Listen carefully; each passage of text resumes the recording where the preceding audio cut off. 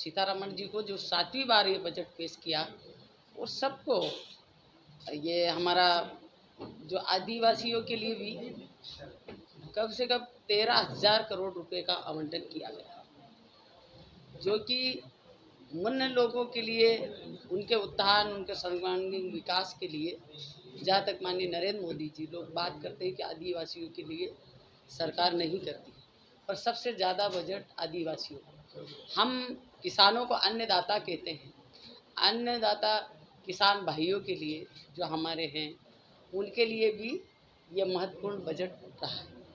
अभी अभी माननीय नरेंद्र मोदी जी ने वाराणसी में फसल बीमा योजना में कम से कम 21 करोड़ रुपए सीधा किसानों के खाते में वहाँ से उन्होंने सीधा डायरेक्ट दिया। माननीय नरेंद्र मोदी जी जो किसानों के लिए जो दलहन सीलन फसलें हैं, उनके लिए भी वैज्ञानिक तरह से और भी बहुत सारे प्रयास जो चल रहे हैं, वो आगे किसानों को उनका लाभ पहुँचेगा। और हमारे जहाँ तक युवा वर्ग है, उनको कौशल प्रशिक्षण दे के युवाओं को ज़्यादा से ज़्यादा नौकरियाँ मिले, ताकि युवा वर्ग और महिलाओं को माननीय नरेंद्र मोदी जी ने खास तौर पे हर चीज़ में, दीदी डॉन हो या महिला सशक्ति हो, उनको भी कौशल प्रशिक्षण दे के रोजगार के लिए प्रेरित किया है। जहाँ तक महिला बाल विकास का सवाल है, जो हमारी कामकाजी महिलाएं हैं और बच्चे हैं, उनके लिए भी हम हॉस्टल के लिए प्रयासरत हैं। और जो बच्चे 18 से 16 से 14 से 18 साल तक के बच्चों के लिए भी बहुत सारे ऐसे बच्चे हैं जो कि अभी कोरोना में बहुत सारे बच्चों को माँ बाप नियानाथ बच्चे, उनके लिए भी महिला बाल विकास, उनके हॉस्टल, उनको सुविधाएं कि वो बच्चे कहाँ जाएंगे, उनको साथ साथ उनको पढ़ाई की भी जिम्मेदारी ली है सरकार ने। तो हर वर्ग को, यहाँ तक कि जो रेलवे का आज तक का जो बजट है, पिछले महीने में मैं कहती हूँ कि जो 10 साल की सरकार थी, पिछली जो 60 साल की जो कार्यकाल को जो 10 साल की सरकार ने रिकॉर्ड तोड़ा है, और पिछले बजट की तुलना में ये बजट कहीं गुना ज़्यादा है। जो माननीय नरेंद्र मोदी जी ने सभी समाज वर्ग को ध्यान में रखते हुए सभी के उत्थान के लिए ये बजट पेश किया है, जो कि कॉरिडोर हो, रेलवे लाइन हो, या किसी विकसित जगह को विकसित करना हो, या पर्यटक स्थल हो, सभी को ध्यान में रखते हुए ये काम किया है।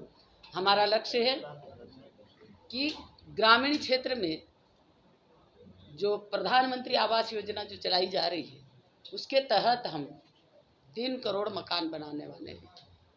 जो शहरी क्षेत्र में 1 करोड़ मकान और ग्रामीण क्षेत्र में 3 करोड़ से 2 करोड़ मकान बनाएंगे, जो कि हमारे सभी लोगों के मन में था कि योजना बंद हो जाएगी, पर प्रधानमंत्री जी ने इसका लक्ष्य बढ़ाया है, और ये इसके बाद शुरू हो जाएंगे। जिन जिन के सर्वे में नाम आए हैं, जिनके और भी अब जो पंचायत को अधिकार दिए हैं, कुछ अधिकार पहले सिर्फ सरकार ने सर्वे किया था, अब कुछ ऐसी जगह जहाँ पर इस जगह हमको कुछ टूटियाँ लगी है, जिन्होंने सर्वे किया, किसी को बहुत सारी जगह ऐसी बाधाएं आई है, दिक्कतें आई है कि उसको दे दिया, इसको नहीं दिया है, तो पंचायत स्तर पर भी सर्वे करके जो गरीब जिसको वाकई में उस योजना का लाभ मिलना चाहिए, तो उसका सर्वे वहीं होके वो नाम उसका जोड़ा जाएगा और उसको लाभ दिया जाएगा। ऐसे कैसे मुद्रा लोन के माध्यम से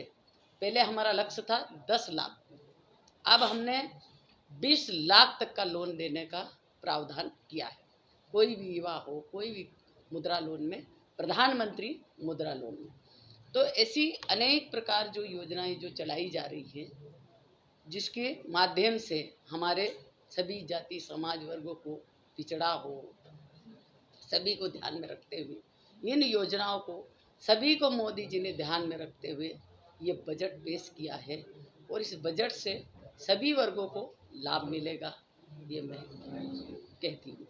और माननीय नरेंद्र मोदी जी को धन्यवाद दूंगी कि आदिवासी समाज को उन्होंने बहुत ज़्यादा ध्यान में रखा है, युवाओं को ध्यान में रखा है और महिलाओं को, खास तौर पे आधी आबादी को महिलाएं ये करती है और उनको ज़्यादा से ज़्यादा हर जगह, यहाँ तक कि अब जो स्टाम्प ड्यूटी वगैरह रखती उसमें भी राज्य शासन को सहायता और उनको निर्देश दिए गए उसमें कम ड्यूटी दी जाए ताकि महिलाएं ज़्यादा से ज़्यादा उसकी रजिस्ट्री उनके नाम से हो।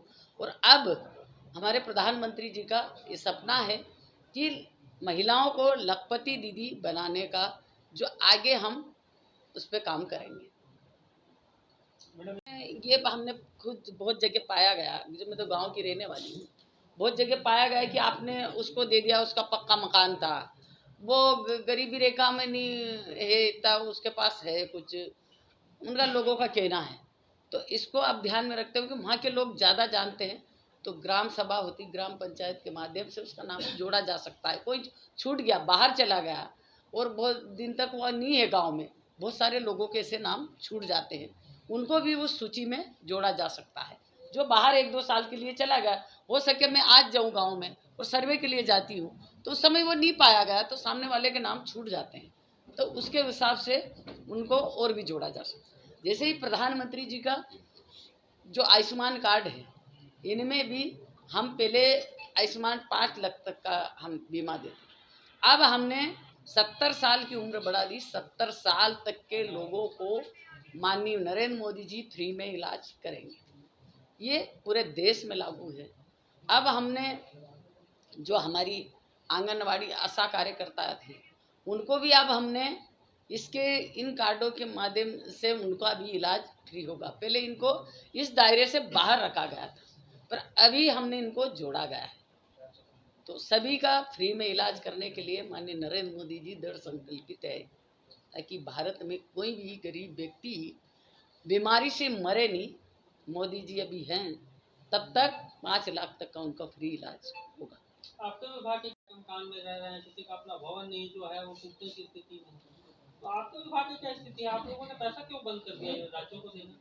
एक सवाल इसी पे मैं जोड़ देता हूँ। व्यवहारिक दिक्कत है ट्राइबल बेल्ट में। क्या है, जैसे सरगुजा की बात करूँ तो लगभग 2500 आंगनबाड़ी केंद्र है, जिसमें 1500 का बिल्डिंग है, 1550 का 900 का बिल्डिंग नहीं है। अब जो बिल्डिंगे हैं वो भी जर्जर है, बारिश में प्रशासन ने बोल दिया कि आप उन बिल्डिंग में मत लगाइए, और आपका विभाग 200 रुपए किराया देता है, गांव में किराए का भवन नहीं मिलता, तो आंगनबाड़ी केंद्र संचालन होगा कैसे? नहीं, अभी योजना हम बना रहे हैं, पूरा सर्वे हो रहा है इस पे, कहाँ का आंगनबाड़ियाँ नहीं है और कहाँ हमको बनाना चाहिए। और ये हम केंद्र सरकार, राज्य सरकार को निर्देश दे रही है कि आपका पूरा डाटा दीजिए, कहाँ पर हमको आंगनबाड़ियाँ होना चाहिए या ज़रूरी कहाँ पर है। ये सिर्फ हम राज्य सरकार को निर्देशित करते हैं, राज्य सरकार को हम सहयोग करते हैं और उनको सहायता देते हैं। ऐसी जगह का सर्वे होगा। और जहाँ तक मैं जानती हूँ कि आदिवासी बेल्टों में, जहाँ करके छत्तीसगढ़ का मामला है, यहाँ पर आपके यहाँ नक्सलाइट क्षेत्र है, यहाँ पर मैंने अभी कल परसों भी बैठक ली, जो कि मेरे को बहुत सारी चीज़ें सामने आई है, जो कि हम डाटा लेना चाहते हैं कि वहाँ आंगनबाड़ी चल रही, पर वहाँ टावर नहीं है। तो बहुत सारी चीज़ें यहाँ पर कुछ दिक्कतें निस्तानी भी है, उसको हम जाके मैं रखने वाली हूँ, उसको जल्दी से जल्दी सॉल्व करेंगे ताकि ये दिक्कतें खत्म हो, ताकि वहाँ का सर्वे जो डाटा है वो पूरा पहुँचे और भारत सरकार को ये पता चले कि आदिवासी बेल्टों में कहाँ आंगनबाड़ी चलाना चाहिए, कितने गांव में नहीं है और कहाँ पर किराए के बिल्डिंग चल रहे हैं, हम आगे व्यवस्था क्या कर सकते हैं, उस पर हम आगे फोकस करें। की वो करी है हमने, उसके माध्यम से हम बहुत जगह ये जो दुर्घटनाएं होती है, इससे वजह से हम उसको रोकने का पूरा प्रयास कर रही भारत सरकार, ताकि जो इसके माध्यम से कुछ जगह रुकेगी, कुछ हम आगे प्रयास कर रहे हैं, उसका जल्दी से निदान होगा। बहुत जगह अब लोगों में खुद में हम में खुद होना चाहिए कि हमको गायों को नहीं छोड़ना चाहिए। बहुत जगह गौशालाएं हैं पर लोगों में नहीं समझ है, पर इसका अब एक भारत सरकार ने कवच करके एक बनाया है जो वो सुरक्षा प्रदान करेगी। आपका वंदे भारत भी आपके छत्तीसगढ़ के लिए अभी मिलेगी। तो यहाँ पर जो पहली तुलना में जो 2009 तक का जो था, जब तक रेलवे का जो ट्रैक था, जो रेलवे की लाइन थी, वो 1 किलोमीटर भी नहीं बनती थी। आज माननीय नरेंद्र मोदी जी की सरकार में 10 किलोमीटर की और पूरी हो चुकी है रेलवे लाइन की। कई जगह भी रेलवे लाइन का काम खत्म हो चुका है। तो अब यहाँ छत्तीसगढ़ को और भी वंदे भारत मिलने वाली है, कुछ कॉरिडोर मिलने वाले हैं। तो यहाँ पर आपका महादेव, एक जैसा हमारा महाकाल बना है, ऐसा किसी का महादेव महाकाल बनने वाला है। तो आपके यहाँ के लिए भी अलग से पैकेज दिया है, जैसे और सरकारों को दिया है। तो यहाँ के लिए भी वंदे भारत ट्रेन वगैरह ये की है। कुछ कॉरिडोर बनने वाले हैं आपके यहाँ। तो ऐसे आप इस बजट में बहुत सारी चीज़ों को, हर जगह की, जैसे छत्तीसगढ़ में नक्सलवादी क्षेत्र, तो ये सब चीज़ें देख के माननीय नरेंद्र मोदी जी ने सब देश के देख के इस बजट को फोकस किया है, कहाँ चीज़ कहाँ देना चाहिए, और वही कर रहे हैं। और अभी एक वो वंदे नई भारत वंदे ट्रेन देने वाले हैं। ऐसे कैसे भरोसा करें लोग? नहीं, माननीय नरेंद्र मोदी जी ने खुद ने गारंटी पहले 10 लाख की थी। अब मुद्रा बैंक के माध्यम से अब 20 लाख तक का युवाओं को खुद का अपना रोजगार कर सके, इसके लिए सब नौकरी तो कौन देगा। बाकी इसके लिए माननीय नरेंद्र मोदी जी ने खुद मालिक बने, दूसरे को नौकरी दे, ये माननीय मोदी जी सिखा रहे हैं। रिक्त पदों पे भर्ती पे क्या होगी? वो भी तो एक नौकरी है, उसके पीछे तो युवा है, रोजगार के लिए तरस रहा है, और शिक्षण का मामला हो या फिर अभी बहुत सारी चीजें सर, शिक्षक भर्ती के 1 लाख घोषणा आपके मंत्री विधानसभा में करते हैं। ये राज्य शासन का मामला है। मैं भारत सरकार की बात करने आई हूँ। ये राज्य स्तर पे यहाँ के मंत्री लोग बैठ के उसको मंत्रिमंडल में बजट में आरोप नहीं, माननीय नरेंद्र मोदी जी के पास पूरा वो है, और ऐसा नहीं किसी के साथ भेदभाव किया है। ये सरकार है पूरे भारत की, सबकी जनता की सरकार है। माननीय नरेंद्र मोदी जी तीसरी बार प्रधानमंत्री चुने गए हैं, तो उन्होंने कोई दृष्टिकोण से सभी जात समाज के लिए वो बजट पेश किया है। किसी के साथ भेदभाव नहीं है, और सबको दिया है। कहीं न कहीं कम दिया है, ज़्यादा दिया, वहाँ की ज़रूरतों के अनुसार सबको बजट दिया है। सरगुजा रेलवे को लेकर समीक्षा 13,000 करोड़ों का बजट, जो कि हमारे गांव से जुड़ने वाली सड़कों का निर्माण होगा, और आदिवासी अंचलों में होगा, और 5,000 करोड़ लोगों को सीधा लाभ मिलेगा उससे। छत्तीसगढ़ में कुपोषण, देखो, इसमें सबको प्रयास करना पड़े, एक से नहीं होता कुपोषण। तो वहाँ पर हम लोग कल भी बैठक ली है मैंने, कल में आते से पहले वही काम किया मैंने, और बहुत कुछ हद तक हम लोग उस पर हम उन समस्याओं को दूर कर रहे हैं, ताकि अब हमने किचन गार्डन वहीं आंगनवाड़ी में बने, ताकि तत्काल गर्म भोजन बच्चों को मिले। इससे भी हम कुछ हद तक हम एक मिनट में जब आंगनबाड़ी मैं देख के ही आपको निकाल आती, आप चलते समय हम अभी संभाग के सबसे अच्छे आंगनबाड़ी केंद्र में ले जाया गया था भगवानपुर में। आप अभी आंगनबाड़ी जो केंद्र में वो पूरे चुके। अभी एक हादसा हुआ था जो आंगनबाड़ी का छत गिर गया था, बड़ा हादसा बच गया। अभी हम प्रदेशों को पैसे दे रहे हैं, वो सर्वे अनुसार जहाँ जहाँ देंगे वहाँ वो आवंटन जाएगा। सर्वे की बात नहीं है, यहाँ जो ऑलरेडी आंगनबाड़ी पिछले 20 साल से चल रहा है उसका भवन नहीं है, तो कुछ आप यहाँ से दिल्ली जाएंगी तो कुछ भवनों की नहीं, मिलेगी क्या, ये सवाल वो हम करेंगे आगे। यही इनसे बात सर्वे करके तो बस्तर नक्सलाइट इलाका है, सरगुजा नहीं है, बिलासपुर नहीं है, रायगढ़ नहीं है, ये नक्सलाइट बेल्ट नहीं है। ये सब जगह की समस्या, एक जगह की नहीं है। ये चाहती सरकार 70 साल तक। अब मोदी जी 1 साल में कोई जादू की छड़ी नहीं चलाएंगे। जब भी आज भी आप देख लो, जो विकास की जो गति, जो 10 साल 70 साल का रिकॉर्ड तोड़ते हुए गाड़ी आगे बढ़ी है। आप जो 10 साल आप तीसरी बार सरकार बनी है, और आगे भी मैं जहाँ तक जानती हूँ, आप खुद भी इसको महसूस कर रहे हैं कि पहले की तुलना में आज विकास कहाँ से कहाँ पहुँच गया है। जो आंगनबाड़ी भवन बने हुए हैं ना मैडम, वो आप लोग के शासनकाल के पहले के बने हुए हैं, नया नहीं बना, मेरा के बाद बने ही नहीं। तो अब बनेगा ना, अब बनेगा सब चीज को। एक चीज को अगर सोचे कि हम लोग सभी एक दिन में करते तो मुश्किल है। मोदी जी हर चीज को कवर कर रहे हैं, यहाँ तक कि आज गरीब लोगों को मोदी जी जब कोरोना आया था 5 किलो अनाज उन्होंने हर घर तक पहुँचाया है।